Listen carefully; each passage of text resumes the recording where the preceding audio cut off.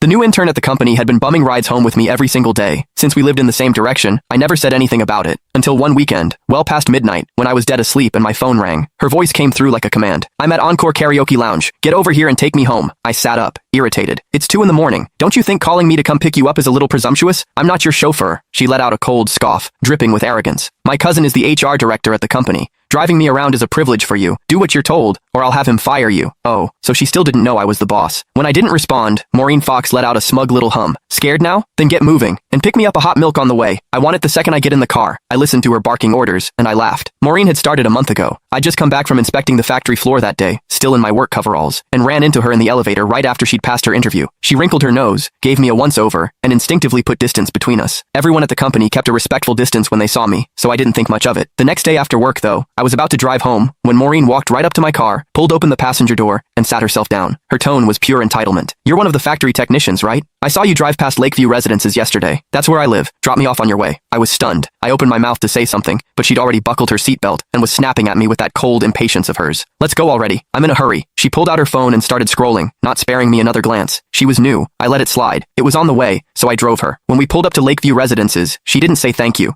She just shoved the door shut and walked off without looking back. I thought that would be the end of it. It wasn't. From that day on, Maureen showed up in my passenger seat after work like clockwork. Never asked, never waited for an invitation. Before I could even object, she started making demands. "From now on, stop by my building in the mornings when you're heading in. Pick me up on the way. I hate the smell of smoke. I know it's your car, but no more smoking in it. I got down here 3 minutes before you today. Be faster next time. Don't make me wait. These seats are too hard. Bring a cushion for me tomorrow. Something soft. I don't like the color of this car. When you get a chance, wrap it in pink." Now I knew. Her cousin was the HR director. "Hello? Why aren't you saying anything? Are you on your way or not?" Maureen's impatient voice crackled through the phone again. I yawned. "No, I'm going back to sleep. Call yourself a cab." I hung up. Before I could even set the phone down, it rang again. Maureen again. "Are you out of your mind? You actually hung up on me? Do you have any idea that my cousin is sitting right next to me?" I replied lazily. "Oh, and?"